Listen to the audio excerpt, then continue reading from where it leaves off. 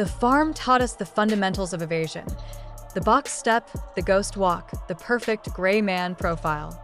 They drilled into us the certainty that surveillance, no matter how sophisticated, relied on human inputs, human biases, and human error. My decades spent navigating the shadows of Beijing, first as a cultural attaché, then as Dr. Eleanor Vance, a specialist in advanced ceramic composites, had confirmed this doctrine repeatedly. I understood the rhythm of the city's eyes, the specific lens flare of the ubiquitous traffic cameras, the predictable shift changes of the MSS street patrols, the slight delay in biometric recognition software under conditions of heavy smog or rain. Tonight, the variable was Chimera, a quantum entanglement data chip miniaturized beyond belief, locked inside the R&D vault of the Haitian Institute of Advanced Propulsion Systems. My window was 2:40 to 3 a.m., the nadir of human vigilance. I was moving through the peripheral streets of Chaoyang, layered in 5 distinct types of identity camouflage, my breathing regulated to mimic the low, even rate of a deep sleeper. Every muscle fiber was coiled, ready to execute a countermove against a human tail. The tension was palpable, but familiar, the high-wire act I was trained for. What I felt wasn't just vigilance, it was control. I had meticulously charted the city's nervous system, knowing exactly where the cameras overlapped, where the acoustic sensors peaked, and where I could dump a false trail into the electronic ether. My handler, Nomad, had assured me the network was behaving predictably. The CIA doctrine held that if you moved with mathematical precision and exploited the known human flaws in the system's maintenance and oversight, you were invisible. That belief, forged in the relentless heat of Langley's simulation rooms, was my greatest weapon. Tonight, that weapon would shatter on contact with an enemy that had no human flaw, no discernible rhythm, and terrifyingly, no eyes that I could see. I felt the first tremor of doubt as I passed the old telecommunications tower. Not a tail, but a stillness that was wrong. Too perfect, too absolute for this hour in the restless heart of Beijing. The silence was not the absence of sound, but the deliberate containment of sound. My planned route required me to pass through 3 hot zones designed to test for surveillance, 2 busy intersections, and a narrow, heavily monitored alley. In all 3, I deployed standard countermeasures: a quick, mirrored reflection check against a polished marble facade, a delayed drop of a traceable, low-power RFID tag, and a sudden, practiced shift in gate design to force a tail to react or expose their position. Nothing. This lack of response wasn't reassuring. It was terrifying. If I was clean, the tension should dissipate, allowing my adrenaline to drop by a measurable percentage. Instead, the tension mounted, tightening like a garrote around my throat. I ran the analysis again, cross-referencing acoustic signatures with thermal maps generated by my covert wrist-mounted sensor. Everything indicated 0 proximal human presence. The problem was the data was too clean. Beijing, even at 3 a.m., generated residual thermal ghosts, sound echoes, the hum of subterranean utilities. My training stressed that the absence of expected noise was itself a form of noise. The CIA prepared us for advanced sensor arrays, for high-definition facial recognition, for drone swarms, even for psychotropic profiling by dedicated human teams. It never prepared us for an environment that felt like a vacuum sealed perfectly around me. I paused near a seemingly abandoned construction site, a known gap in the primary government CCTV grid, a place where a human surveillance team would naturally stage. As I adjusted the thermal filter, I noticed a detail the training insisted was irrelevant: a series of newly installed, uniform street lamps, matte black, positioned at mathematically precise intervals, reflecting absolutely 0 light back onto the street. They didn't illuminate, they absorbed. They were perfectly silent. My blood ran cold, realizing I was looking at something entirely outside the established counter-surveillance doctrine. This wasn't a blind spot. This was a network of invisible eyes woven into the infrastructure. The standard CIA counter-surveillance loop, the box step, requires executing 4 distinct, high-risk maneuvers designed to force a human tail to react at least twice. If they failed to react, They are either professionals of the highest caliber, unlikely on a routine sweep, or you are clean. I ran the box step near the construction site, ending with a sudden pivot into a dimly lit laundromat. If a human was watching, they would have to move or risk losing visual lock. When I re-emerged 30 seconds later, the street was exactly as I had left it.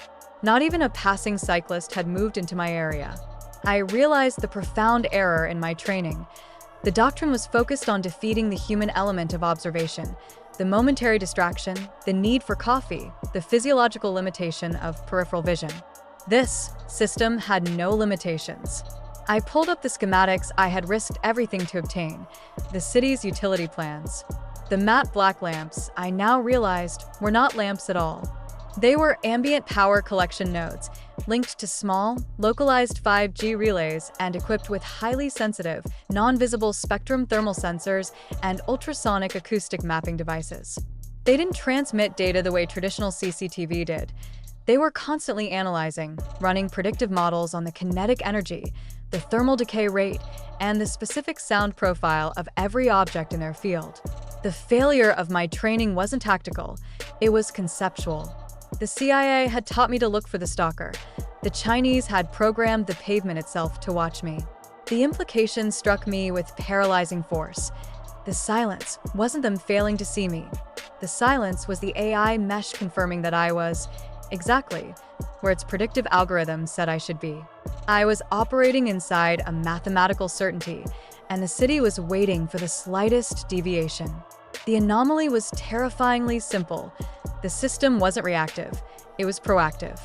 It didn't track targets, it managed probabilities. My training taught me to introduce chaos, to create noise that forces a human operator to filter. But noise was just another variable for the AI to process instantly. I focused on the utility boxes, noting a microscopic flicker in the infrared spectrum, the communication method between nodes.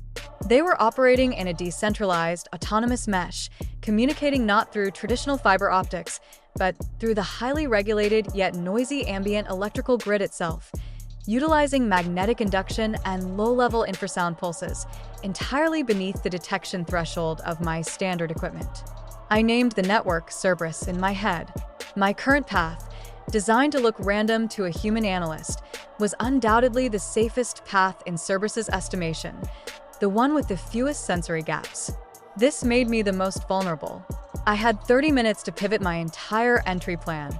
I had planned to enter the institute via the subterranean service tunnels beneath the university library, a route confirmed to be lightly monitored by human guards who prioritized book security over military secrets. If Cerberus was in control, it would have already predicted the probability of an authorized breach in that exact location based on past security failures and environmental data. I needed to move from a low-probability, high-security approach, safe against humans, to a high-probability, high-risk approach, designed to overload the AI. I decided on the main entrance. The sheer volume of traffic and known sensor placement at the main gate was usually a deterrent, but tonight, the saturation might be my shield. I had to become data overload, not data evasion. I began moving toward the busiest street corner in the district, the complete opposite direction of my briefed extraction point, deliberately violating every established principle of maintaining a low profile. My heart hammered, not from exertion, but from the horrifying realization that every movement I made was now an experiment in real-time survival against a synthetic intelligence that analyzed 10,000 possibilities for every single breath I took. The journey to the Institute's main gate required me to navigate an area saturated with commercial transport and the residual electromagnetic fallout from a nearby high-speed rail line, the perfect environment to introduce noise. I deliberately triggered the RFID tags of several passing e-bikes and simultaneously deployed a low-level magnetic field disruptor, a device meant only for emergency use, near a large, government-owned vehicle. I wasn't hiding. I was polluting the data stream. The CIA training focused on being clean data that the enemy fails to notice. I had to become corrupted data that the enemy fails to trust. Cerberus registered the disruption instantly. The response wasn't an alarm, but a chillingly subtle manipulation of the environment around me. My thermal signature showed a sudden, localized drop in the ambient temperature by 2 degrees Celsius, enough to blur the edges of my heat profile, but not enough to be detectable by a human observer. Simultaneously, the traffic light sequence at the intersection ahead shifted, creating a sudden, minor congestion not precisely 15 meters away from me, forcing me into an alternate, slightly less efficient trajectory. Cerberus wasn't sending patrols. It was nudging me like a marble inside a complex maze, isolating me without my consent. It was managing the environment to ensure that my path was optimal for eventual capture, minimizing the variables it had to track. I felt a surge of pure, desperate panic. I was fighting a system that used physics as its weapon. I had to break the matrix. I ducked into a narrow service alley where a major sewer line ran. The dampness, the chemical fumes, and the massive concrete structure provided a momentary, imperfect shield against the thermal mapping. I shed a layer of outer clothing and deployed 2 micro-emitters designed to mimic the thermal and acoustic profile of stray dogs, a common occurrence the AI would likely classify as low priority and background noise. It was a gamble. Was Cerberus smart enough to disregard stray dog profiles when tracking a high-priority anomaly? I had to believe it was programmed for efficiency, not omniscience. The AI was looking for me. I had to make it look for stray dogs and a localized heating error. Entry into the Hadean Institute was achieved through a minor structural flaw near the main air filtration unit, a weakness known only through deep cover assets who had worked on the original construction blueprints. I slipped through the narrow gap, the metallic scrape muffled by a localized anti-acoustic gel I smeared on the frame. Inside, the tension mutated. The external surveillance paranoia was replaced by the cold dread of internal, physical security, laser grids, pressure pads, and bioscanners. The vault, located 3 levels below ground in a shielded research chamber, required 2 distinct biometric overrides, a retinal scan from an authorized scientist, and a unique, 6-digit sonic key specific to the Chimera project director.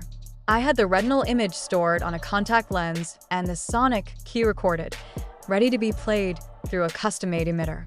The process was painstakingly slow, requiring absolute 0 error. As I approached the final security door, I heard the faint, high-pitched whine of the ventilation system changing pitch. Cerberus hadn't detected my physical intrusion, but it had registered the micro-environmental change caused by my presence. The internal air pressure dropped fractionally, the humidity spiked, and the localized thermal pattern around the filtration unit registered an anomaly. The internal network, reacting not to an alarm but to a statistical variance, executed a pre-programmed tightening maneuver. The elevator shafts locked down, and the secondary fire suppression systems began a low-power diagnostic cycle. This wasn't an immediate threat, but it limited my potential escape routes and reduced my exit window by an agonizing 5 minutes. I realized the AI was managing my fate, boxing me in even before I touched the objective. The CIA training had emphasized stealth and speed. Cerberus emphasized containment and resource denial. I had to retrieve the chip and escape before the AI finished its predictive risk assessment and shifted the perimeter from mitigation to interdiction. The vault opened with a soft hydraulic hiss, the sonic key perfectly replicating the director's unique vocal cadence and frequency oscillation. The Chimera chip was smaller than a fingernail, humming faintly with contained power inside its specialized magnetic cradle. Retrieval was swift, requiring the use of diamond-tipped microtweezers to avoid any transference of static electricity or bioresidue. The moment the chip left the cradle, a silent, internal alarm sounded, not an auditory alert, but an immediate, low-frequency vibration that ran through the concrete floor. The cradle registered the absence of the key instantaneously, triggering a cascade failure in the chamber's environmental controls. The temperature plummeted, and emergency sealant began slowly pumping into the primary air ducts. Cerberus had now escalated its response from anomaly management to active, localized lockdown. My priority shifted entirely from stealth to generating maximum feasible chaos to break the containment cycle. I accessed the chamber's auxiliary power panel and, using a repurposed electromagnetic pulse device, originally intended only to wipe hard drives, I targeted the Institute's localized HVAC control unit. The EMP didn't destroy the system, but it corrupted the environmental data stream being fed back to the central AI server. For Cerberus, the research chamber suddenly registered an impossible condition, a simultaneous, conflicting data set showing a 100-degree temperature fluctuation and a 300% spike in atmospheric pressure. This forced the AI to halt its physical lockdown protocols to prioritize computational triage of the impossible data, giving me a crucial 90-second window to exit the structure before the physical security systems recovered and the outer blast doors sealed shut permanently. I raced through the cooling corridors, the metallic smell of emergency sealant thick in the air, knowing that I hadn't fooled the system, only forced it into a momentary computational paralysis. My planned extraction involved meeting Nomad disguised as a sanitation worker near the Fuchingmen subway interchange.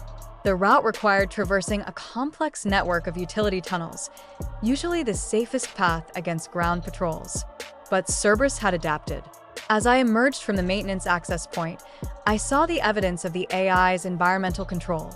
The streetlights were flickering in an unnatural, synchronized pulse, and the localized magnetic field interference that normally plagued this area had vanished.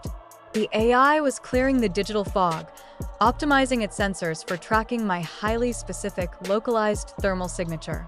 I realized a direct route to the subway was suicide. The system would predict my trajectory and close the rail line just as I approached. I needed more noise. I sprinted toward a high-density apartment complex known for its chaotic power grid and abundant wireless interference.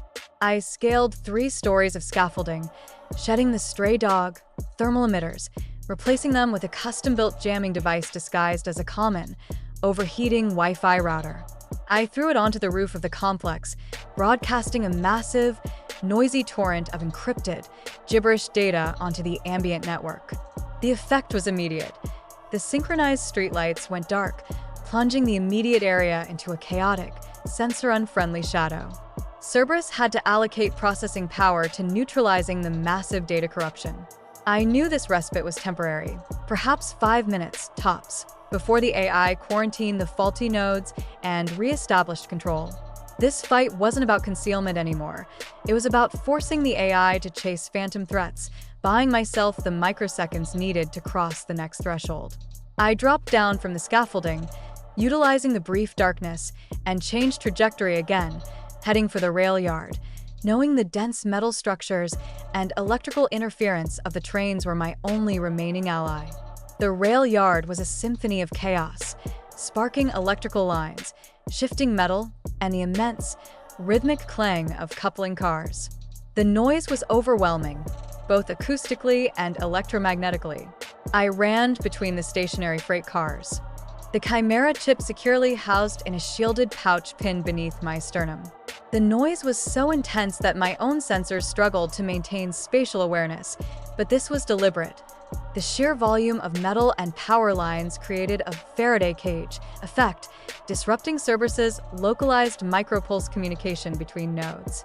The AI could still track the magnetic interference caused by the trains, but it struggled to differentiate my specific thermal and kinetic signature from the ambient mechanical heat and vibration.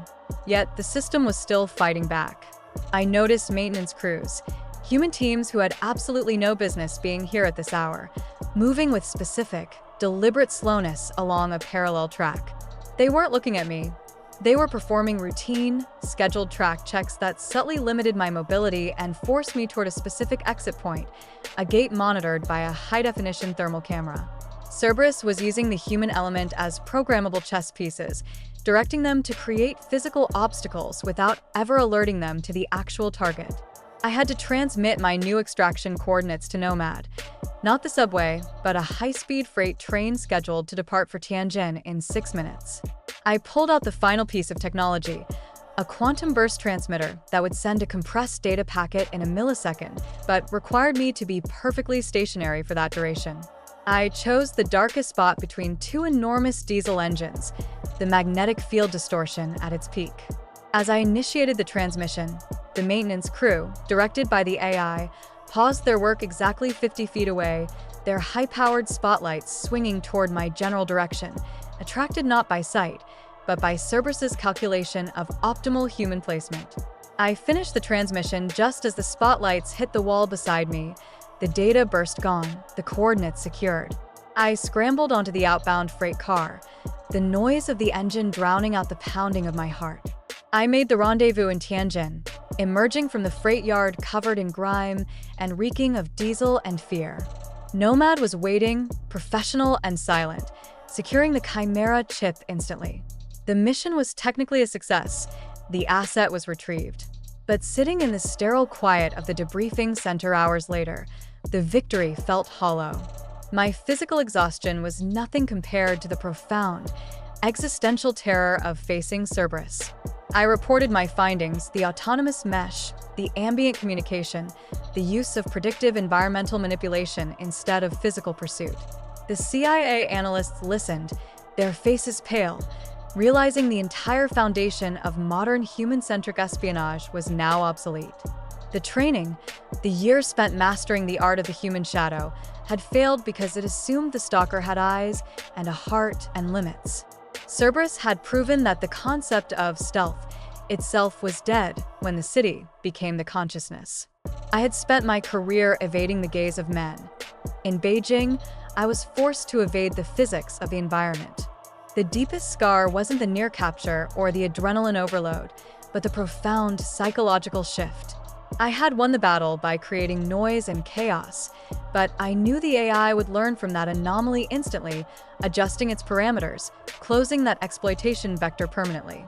Every agent deployed after me would face an exponentially smarter, more patient adversary. My training taught me to look for the slight reflection, the delayed reaction, the human flaw. This I saw in China wasn't a piece of technology. It was the chilling realization that my human imperfection was now the only visible thing left in the perfectly controlled digital world. I was safe, but the tradecraft was dead. I looked out the window at the distant city lights, knowing that everywhere, the air was listening and the walls were calculating.